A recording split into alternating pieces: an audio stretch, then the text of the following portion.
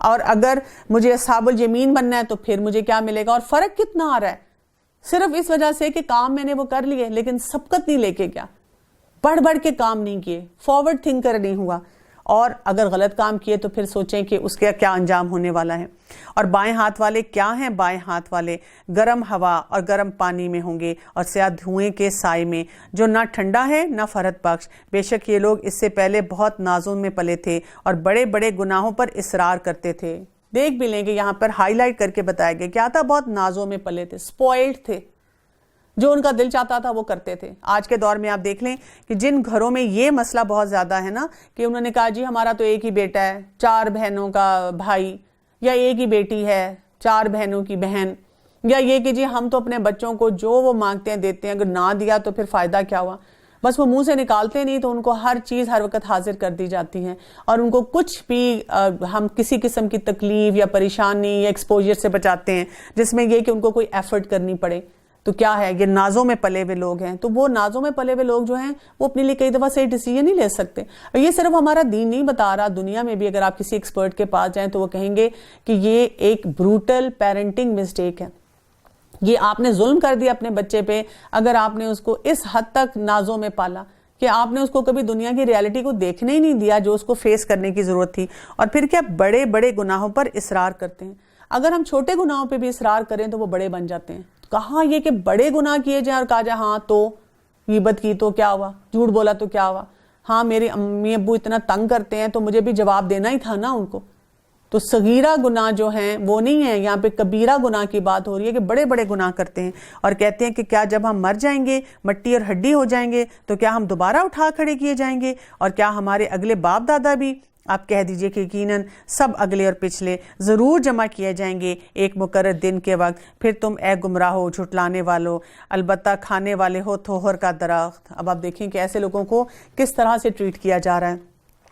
اور اسی سے پیٹ بھرنے والے ہو, پھر ان پر گرم کھولتا ہوا پانی پینے والے ہو, پھر پینے والے بھی پیاسے اونٹوں کی طرح. اور قیامت کے دن ان کی مہمانی یہ ہے, ہم ہی نے تم سب کو پیدا کیا ہے, پھر تم کیوں برابر نہیں کرتے؟ اچھا پھر یہ بتلاؤ کہ جو منی تم ٹپکاتے ہو کیا اس کا انسان تم بناتے ہو یا پیدا کرنے والے ہم ہیں؟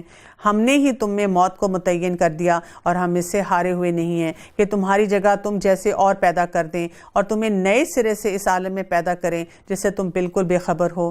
تمہیں یقینی طور پر پہلی دفعہ کی پیدائش معلوم ہی ہے, پھر کیوں عبرت حاصل نہیں کرتے؟ اچھا پھر یہ بھی بتلاؤ کہ تم جو کچھ بوتے ہو اسے تم ہی اگاتے ہو یا ہم اگانے والے ہیں؟ یعنی اب آپ دیکھیں اللہ سبحانہ وتعالیٰ اس بے بسی کی کیفیت میں جب وہ انسان ہے نا تو اس کو جھنجھوڑ کے بتا رہے ہیں, دنیا میں احساس دلا رہے ہیں نا. یعنی اگر ہم فارورڈ گئے ہیں, آگے جا کے ہمیں نقشہ دکھایا گیا کہ دیکھو یہ ہونے والا ہے, پھر ہمیں واپس دنیا میں لا کے بتایا جا رہا ہے کہ اس وقت ہم اپنے ایٹیٹیوڈز کی درستگی کریں, اس وقت ہم غور و فکر کریں کہ ہمیں کہاں ہونا چاہیے. اگر ہم چاہیں تو اسے ریزہ ریزہ کر ڈالیں اور تم حیرت کے ساتھ باتیں بناتے ہی رہ جاؤ کہ ہم پر تو تاوان ہی پڑ گیا, بلکہ ہم بالکل محروم ہی رہ گئے ہیں. اچھا یہ تو بتاؤ کہ جس پانی کو تم پیتے ہو اسے بادلوں سے پھر تم ہی اتارتے ہو یا ہم برساتے ہیں؟ اگر ہماری منشا ہو تو ہم اسے کڑوا زہر کر دیں, پھر ہماری شکر گزاری کیوں نہیں کرتے؟ اچھا ذرا یہ بھی تو بتلاؤ جو آگ تم سلگھاتے ہو اس کے درخت کو تم نے پیدا کیا ہے یا ہم اس کے پیدا کرنے والے ہیں؟ ہم نے اسے سبب نصیحت اور مسافروں کے فائدے کی چیز بنایا ہے. فَسَبِّحْ بِاسْمِ رَبِّكَ الْعَظِيمِ, پس اپنے بہت بڑے رب کے نام کی تسبیح کیا کرو. بڑا امپورٹنٹ فارمولا یہاں دیا جا رہا ہے, جبکہ بار بار ہمیں وارننگز دی گئیں کہ کیا غلطیاں کی. کیونکہ آپ دیکھیں ہم سب کی زندگی میں کچھ لوگ ایسے ہوتے ہیں جو ہمارے بڑے پیارے ہیں, بہت انٹلیکچوئل ہیں, بہت اچھے لوگ ہیں, لیکن نہیں وہ سمجھ رہے, قرآن کو بھی نہیں پڑھنا چاہ رہے, حدیث بھی نہیں سننا چاہ رہے, اور لاجیکل تھنکنگ سے بھی نہیں وہ اللہ کی طرف آتے, بلکہ بہت زیادہ غلط رویوں میں جاتے ہیں. تو خود بھی ان کے لیے تسبیحات کریں, دعائیں بھی کریں, اور ان کو بھی اگر ہم اس کام پہ لگا دیں کہ اچھا آپ تسبیحات کریں, اللہ کی بڑائی بیان کرنا شروع کریں, اسی سے انسان کا انشاءاللہ دل کھلتا ہے. پس میں قسم کھاتا ہوں ستاروں کے گرنے کی, اور اگر تمہیں علم ہو تو یہ بہت بڑی قسم ہے کہ بے شک یہ قرآن بہت بڑی عزت والا ہے. انہ لقرآن کریم, کہ قرآن کی یہاں پہ ویلیو بتائی جا رہی ہے جو ایک محفوظ کتاب میں درج ہے جسے صرف پاک لوگ ہی چھو سکتے ہیں, اور یہ رب العالمین کی طرف سے اتارا ہوا ہے. بس کیا تم ایسی بات کو سرسری اور معمولی سمجھ رہے ہو؟ یعنی ہم اس کو ویلیو ہی نہ دیں. تو قرآن مجید کی جو ویلیو ہے بہت امپورٹنٹ ہے. ہمارے ساتھ دراصل ہوتا یہ کہ ہم ایکسٹریم رویوں کی طرف جاتے ہیں. ہم سے اگر پہلے 1-2 جنریشن پہلے دیکھیں تو لوگ کیا کرتے تھے, اور ابھی بھی ہماری سوسائٹی میں بہت سے لوگ اسی پریکٹس کو فالو کرتے ہیں کہ قرآن مجید کو بہت اوپر رکھا جاتا ہے, اس کی طرف کمر نہیں کی جاتی, اور اس کو ہر صرف بابرکت مواقع پہ جو ہے وہ استعمال کیا جاتا ہے. تو اس کی قدر و منزلت ہے اور کرنی بھی چاہیے, لیکن یہ کہ ہم نے اس کو کئی دفعہ اتنا اونچا رکھ دیا کہ پھر ایک اور نسل آئی اور اس نے کہا کہ نہیں, اس کو پڑھنا چاہیے, اس کو سمجھنا چاہیے, اور انہوں نے اس کو جسٹ another بک سمجھ کے ٹریٹ کرنا شروع کر دیا. لائبریری میں بھی باقی کتابوں کے ساتھ ویسے ہی رکھ دیا اور کہا ہاں سو کیا فرق پڑتا ہے, یہ قرآن ہے تو یہ کتاب ہی ہے نا, اس کو پڑھنا ہی ہے نا. تو یہ بھی ایٹیچیوڈ درست نہیں ہے. ہمیں یہ یاد رکھنا چاہیے کہ اس کی یہ محفوظ کتاب ہے جو اللہ تعالیٰ کی طرف سے آئی ہے, اور اس کو پاکی کے ساتھ چھونا چاہیے, اور ہر وقت ہمیں یاد رکھنا چاہیے اللہ تعالیٰ کا کلام ہے, اور اس کی جو ویلیو ہے اس کو ہمیں محسوس کرنا چاہیے. اس کو جسٹ لائک another بک نہیں لینا چاہیے, اور اپنے حصے میں یہی لیتے ہو کہ جھٹلاتے پھرو. بس جب کہ روح نرخرے تک پہنچ جائے گی اور تم اس وقت آنکھوں سے دیکھتے رہو, ہم اس شخص سے بنسبت تمہارے بہت زیادہ قریب ہوتے ہیں لیکن تم دیکھ نہیں سکتے. بس اگر تم کسی کے زیر فرمان نہیں اور اس قول میں سچے ہو تو ذرا اس روح کو تو لوٹاؤ. بس جو کوئی بارگاہ الہی سے قریب ہو گیا اسے تو راحت ہے اور غذائیں ہیں اور آرام والی جنت ہے. تو انسان کو خود احساس ہو جانا چاہیے. آپ سوچیں نا کہ وہ کیا کیفیت ہوگی. تھوڑی دیر کے لیے امیجن کریں کہ جب انسان بالکل مرنے کے قریب آ چکا ہے اور اس کے سامنے یہ حقیقت واضح ہو رہی ہے کہ کیا کچھ ہے, اور جو شخص اپنے دائیں ہاتھوں والوں میں سے ہے تو بھی سلامتی ہے تیرے لیے کہ تو دائیں ہاتھوں والوں میں سے ہے, لیکن اگر کوئی جھٹلانے والے گمراہوں میں سے ہے تو کھولتے ہوئے پانی کی مہمانی ہے اور دوزخ میں جانا ہے, اور یہ خبر سراسر حق اور قطعاً یقینی ہے. فسبح باسم ربک العظیم, پس تو اپنے عظیم الشان پروردگار کی تسبیح کر. ایک حدیث میں آتا ہے کہ رسول اللہ صلی اللہ علیہ وسلم نے فرمایا, اللہ تعالیٰ ملک الموت سے فرماتا ہے کہ میرے فلاں بندے کے پاس جاؤ اور اسے میرے دربار میں لے آؤ. میں نے اسے رنج, راحت اور آرام, تکلیف, خوشی, ناخوشی, غرض ہر آزمائش میں آزما لیا ہے اور اسے اپنے مرضی کے مطابق پایا ہے. بس اب میں اسے ابدی راحت دینا چاہتا ہوں. جاؤ اور اسے میرے خاص دربار میں پیش کرو, اور ملک الموت 500 رحمت کے فرشتے اور جنت کے کفن اور جنتی خوشبوئیں ساتھ لے کر اس کے پاس جاتے ہیں. گو ریحان ایک ہی ہے لیکن سرے پر 20 قسمیں ہوتی ہیں, ہر قسم کی جدا گانا مہک ہوتی ہے. سفید ریشم ساتھ ہوتا ہے جس میں مشک کی لپٹیں ہوتی ہیں, یعنی بڑے ہائی پروٹوکول کے ساتھ اللہ کے نیک بندے جو ہیں ان کو لے کے جایا جاتا ہے. ام ہانی رضی اللہ عنہا نے رسول اللہ صلی اللہ علیہ وسلم سے فرمایا کہ کیا ہم مرنے کے بعد آپس میں ایک دوسرے سے ملیں گے اور ایک دوسرے کو دیکھیں گے؟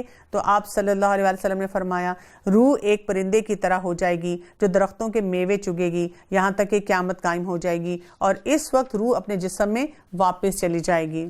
اسی طرح یہاں تسبیحات کی بات ہوئی تو ہم دیکھتے ہیں کہ جب عقبہ بن عامر فرماتے ہیں کہ جب یہ آیت نازل ہوئی تو رسول اللہ صلی اللہ علیہ وسلم نے فرمایا کہ لوگ اسے رکوع میں پڑھیں, یعنی سبحان ربی العظیم اور سبحان ربی الاعلی سجدے کے لیے پڑھیں. تو آپ دیکھیں کہ جو تسبیحات ہوتی ہیں نا جس میں اللہ کی بڑائی بیان کی جاتی ہے, ان کو بھی بہت زیادہ پڑھنا چاہیے اور بار بار جو ہے ان کے مطابق اپنے رب کی عظمت کو محسوس کرنا چاہیے. 27واں پارہ سورہ الحدید. بسم اللہ الرحمن الرحیم. سبح للہ ما فی السماوات والارض وہو العزیز الحکیم. شروع کرتی ہوں اللہ کے نام سے جو بہت مہربان اور نہایت رحم فرمانے والا ہے. آسمان اور زمین میں جو ہے سب اللہ کی تسبیح کر رہے ہیں, وہ زبردست اور باحکمت ہے. آسمان اور زمین کی بادشاہت اسی کی ہے, وہی زندگی دیتا ہے اور موت بھی, اور وہ ہر چیز پر قادر ہے. وہی پہلے ہے اور وہی پیچھے, وہی ظاہر ہے اور وہی مخفی, وہ ہر چیز کو بخوبی جاننے والا ہے. یہاں پر آپ دیکھیں اللہ سبحانہ تعالیٰ کے جو نام آ رہے ہیں, هو الاول والآخر والظاہر والباطن. کون کون سے؟ خاص طور پہ اول جب کچھ نہیں تھا تو اللہ تعالیٰ موجود تھے, آخر جب کچھ نہیں رہے گا تب بھی اللہ کی ذات رہے گی. ہم اسی میں کھو کے رہ جاتے ہیں. ہم کہتے ہیں مطلب کیسے ہو سکتا ہے, میں تھوڑی دیر کے لیے سوچ رہی ہوں جب کچھ نہیں تھا تو اللہ تعالیٰ تھے, نہیں تھے تو مطلب کیسے, اس سے پہلے کیا تھا؟ یہیں پہ تو ہمیں اپنی جو عقل ہے نا اس کے گھوڑے کو تھوڑا سا تھام کے رکھنا ہے, پیچھے کھینچنا ہے کہ اتنی سوچوں میں نہیں مجھے جانا, بس یہ ماننا ہی تو جو ہے میرے لیے ضروری ہے اور اس کو سمجھنا بھی ضروری ہے. اور وہی ہے جس نے آسمانوں اور زمین کو 6 دن میں پیدا کیا، پھر عرش پر مستوی ہو گیا، اور وہ خوب جانتا ہے اس چیز کو جو زمین میں جائے اور جو اس سے نکلے اور جو آسمان سے نیچے آئے اور جو کچھ چڑھ کر اس میں جائے، اور جہاں کہیں تم ہو وہ تمہارے ساتھ ہے، اور جو تم کر رہے ہو اللہ اس کو دیکھ رہا ہے۔ آسمانوں اور زمین کی بادشاہی اسی کی ہے اور تمام کام اسی کی طرف لوٹائے جاتے ہیں۔ لَهُ مُلْكُ السَّمَاوَاتِ وَالْأَرْضِ وَإِلَى اللَّهِ تُرْجَعُ الْأُمُورُ، تمام چیزیں لوٹ کر اسی کی طرف جاتی ہیں، وہیں پہ سبمٹ ہو جاتی ہیں، جو کھاتے کھلتے ہیں واپس ریپ ہو کے اسی کے پاس جاتے ہیں۔ وہی رات کو دن میں لے جاتا ہے اور وہی دن کو رات میں داخل کر دیتا ہے، اور سینوں کے بھید کا پورا علم ہے۔ اللہ اور اس کے رسول پر ایمان لے آؤ اور اس مال میں سے خرچ کرو جس میں اللہ نے تمہیں دوسروں کا جانشین بنایا ہے، پس تم میں سے جو ایمان لائے اور خیرات کریں انہیں بہت بڑا ثواب ملے گا۔ اب آپ یہاں پہ بھی دیکھیں کہ یہ جو دن اور رات کی بات ہوتی ہے نا، اگر آپ نے غور کیا ہو تو دن اور رات کی بات کے ساتھ نا ایک ایسی بات، یہ اکثر آیات میں آپ دیکھیں گے، پیچھے بھی یہ ہم پڑھ چکے ہیں کہ وہاں پہ آ جاتا ہے کہ وہ سینوں کے بھید بھی جانتا ہے، کیونکہ دن اور رات کے ہیر پھیر ہوتے ہیں نا، جیسی رات آتی ہے تو بہت سے لوگ چھپ کے بہت سے جو کام کر رہے ہوتے ہیں نا، وہ اسی طرح سے کر رہے ہوتے ہیں کہ کسی کو پتہ نہیں چلے گا کہ ہم کیا کچھ کر رہے ہیں اور کیسے کر رہے ہیں۔ یہاں پر ہم دیکھتے ہیں کہ خرچ کرنے کی جو ہے وہ بھی بات ہوئی کہ جو خیرات کرتے ہیں اور اس سے ثواب حاصل کرتے ہیں۔ تو ابو ہریرہ رضی اللہ عنہ سے روایت ہے کہ رسول اللہ صلی اللہ علیہ وسلم نے بخیل اور سخی کی مثال ان 2 آدمیوں کے ساتھ بیان کی جن کے جسموں پر لوہے کی بڑی چادریں لپٹی ہوں اور ان کے ہاتھ ان چادروں کے اندر ان کے سینے اور ہنسلی کی ہڈیوں کے ساتھ باندھے گئے ہوں۔ بس سخی جب صدقہ کرتا ہے تو اس کی لوہے کی چادر اتنی کھول دی جاتی ہے کہ وہ اس کی انگلیوں کے پوروں تک کھل جاتی ہے، اور جب وہ چلتا ہے تو اس کے پاؤں کے نشان بھی اس چادر سے مٹنے لگتے ہیں، جبکہ بخیل جب صدقہ کا ارادہ کرتا ہے تو اس کی چادر اور زیادہ تنگ ہو جاتی ہے اور اس چادر میں موجود ہر حلقہ اپنی جگہ پر آ جاتا ہے، اور جب وہ اپنا ہاتھ جیب کی طرف بڑھاتا ہے اور چادر کو کھلا کرنا چاہتا ہے تو وہ چادر کوشش کے باوجود کھلی بھی نہیں ہوتی۔ تو اللہ سے توفیق مانگنا چاہیے کہ ہم ہر حال میں اللہ کے راستے میں خرچ کرتے رہیں۔ تم اللہ پر ایمان کیوں نہیں لاتے حالانکہ خود رسول تمہیں اپنے رب پر ایمان لانے کی دعوت دے رہا ہے، اور اگر تم مومن ہو تو وہ تم سے مضبوط عہد و پیمان بھی لے چکا ہے، اور وہ اللہ ہی ہے جو اپنے بندے پر واضح آیات اتارتا ہے تاکہ وہ تمہیں اندھیروں سے نور کی طرف لے آئے۔ یقیناً اللہ تعالیٰ تم پر نرمی کرنے والا اور رحم فرمانے والا ہے۔ تمہیں کیا ہو گیا ہے کہ تم اللہ کی راہ میں خرچ نہیں کرتے؟ دراصل آسمان اور زمین کی میراث کا مالک اللہ ہی ہے۔ تم میں سے جن لوگوں نے فتح سے پہلے فی سبیل اللہ دیا ہے اور قتال کیا ہے وہ دوسروں کے برابر نہیں بلکہ ان کے بہت بڑے درجے ہیں جنہوں نے فتح کے بعد خیراتیں دی اور جہاد کیے۔ ہاں، بھلائی کا وعدہ تو اللہ تعالیٰ کا ان سب سے ہے، جو کچھ تم کر رہے ہو اس سے اللہ خبردار ہے۔ من ذا الذی یقرض اللہ قرضا حسنا فیضاعفہ لہ ولہ اجر کریم، کون ہے جو اللہ تعالیٰ کو اچھی طرح قرض دے پھر اللہ تعالیٰ اسے اس کے لیے بڑھاتا چلا جائے اور اس کے لیے پسندیدہ اجر ثابت ہو جائے۔ قیامت کے دن تو دیکھے گا کہ ایماندار مرد اور عورتوں کا نور ان کے آگے آگے اور ان کے دائیں دوڑ رہا ہوگا۔ آج تمہیں ان جنتیوں کی خوشخبری ہے جن کے نیچے نہریں بہہ رہی ہیں، جن میں ہمیشہ کی رہائش ہے، اور یہ بہت بڑی کامیابی ہے۔ یعنی وہ لوگ جنہوں نے اللہ کے راستے میں بہت کچھ کیا، ان کے پاس ایک اسپیشل لائٹ سورس ہوگا جس دن پچ ڈارک ہوگا، اور وہ ان کے آگے آگے اور ان کے دائیں طرف جائے گا، ان کو ساری ڈائریکشن دیتا چلا جائے گا۔ اس دن منافق مرد اور عورتیں ایمانداروں سے کہیں گے کہ ہمارا انتظار تو کرو، وہ ان کو روکیں گے کہ ہمیں بھی وہ لائٹ سورس چاہیے، تو ہم بھی تمہارے نور سے کچھ روشنی حاصل کر لیں۔ جواب دیا جائے گا کہ تم اپنے پیچھے لوٹ جاؤ اور روشنی تلاش کرو۔ پھر ان کے اور ان کے درمیان ایک دیوار حائل کر دی جائے گی جس میں دروازہ بھی ہوگا، اور اس کے اندرونی حصے میں تو رحمت ہوگی اور باہر کی طرف عذاب ہوگا۔ جیسے آپ دیکھیں کوئی آپ کو فون پہ بڑا تنگ کرتا ہے نا، بار بار آپ کو میسج کرتا ہے، آپ سے ڈیمانڈ کر رہا ہوتا ہے، تو ہم کیا کرتے ہیں؟ اس کو بلاک کر دیتے ہیں، اس کو وہیں پہ روک دیتے ہیں، پاز کر دیتے ہیں۔ تو یہ کچھ ایسی کیفیت ہے کہ وہ ان کو درمیان کوئی دیوار آ جائے گی اور وہ ان سے وہ فائدہ حاصل نہیں کر سکیں گے۔ یہ چلا چلا کر ان سے کہیں گے کہ کیا ہم تمہارے ساتھ نہ تھے؟ وہ کہیں گے ہاں تھے تو صحیح، لیکن تم نے اپنے آپ کو فتنے میں پھنسا رکھا تھا اور انتظار میں ہی رہے اور شک و شبہ کرتے رہے، اور تمہیں تمہاری فضول تمناؤں نے دھوکے میں رکھا یہاں تک کہ اللہ کا حکم آ پہنچا اور تمہیں اللہ کے بارے میں دھوکہ دینے والے نے دھوکے میں ہی رکھا۔ الغرض، آج تم سے نہ فدیہ قبول کیا جائے گا اور نہ کافروں سے، اور تمہارا ٹھکانہ دوزخ ہے، وہی تمہارا رفیق ہے اور بہت ہی برا ٹھکانہ ہے۔ کیا اب تک ایمان والوں کے لیے وقت نہیں آیا کہ ان کے دل ذکر الہی سے اور جو حق اتر چکا ہے اس سے نرم ہو جائیں اور ان کی طرح نہ ہو جائیں جنہیں ان سے پہلے کتاب دی گئی تھی، پھر جب ان پر ایک زمانہ دراز گزر گیا تو ان کے دل سخت ہو گئے اور ان میں سے بہت سے فاسق ہیں۔ تو یہاں سے یہ بھی پتہ چلتا ہے کہ جب انسان کے سامنے، ایمان والوں کے سامنے اللہ کا ذکر آتا ہے، خاص طور پہ جیسے قرآن ہم پڑھتے ہیں، تو پھر کیا ہو جاتا ہے، اس ذکر کے ساتھ انسان کا دل نرم ہونا شروع ہو جاتا ہے۔ لیکن وقت گزرنے کے ساتھ ساتھ کیا ہے، دل کیسے سخت ہوتے ہیں اگر ہم اس پیغام کو فار گرانٹیڈ لے لیں، اس پہ وہ توجہ نہ دیں، بار بار سیکھیں نہ، بار بار اس سے کنیکٹ نہ ہوں۔ یقین مانو کہ اللہ ہی زمین کو اس کی موت کے بعد زندہ کر دیتا ہے۔ ہم نے تو تمہارے لیے اپنی آیتیں بیان کر دی تاکہ تم سمجھو۔ ان المصدقین والمصدقات، بے شک صدقہ دینے والے مرد اور صدقہ دینے والی عورتیں اور جو اللہ کو خلوص کے ساتھ قرض دے رہے ہیں، ان کے لیے بڑھایا جائے گا اور ان کے لیے پسندیدہ اجر و ثواب ہے۔ اللہ اور اس کے رسول پر جو ایمان رکھتے ہیں وہی لوگ اپنے رب کے نزدیک صدیق اور شہید ہیں، اور ان کے لیے ان کا اجر اور ان کا نور ہے، اور جو لوگ کفر کرتے ہیں اور ہماری آیتوں کو جھٹلاتے ہیں وہ جہنمی ہیں۔ خوب جان رکھو کہ دنیا کی زندگی صرف کھیل تماشا، زینت اور آپس میں فخر و غرور اور مال و اولاد میں ایک دوسرے سے اپنے آپ کو زیادہ بتلانا ہے۔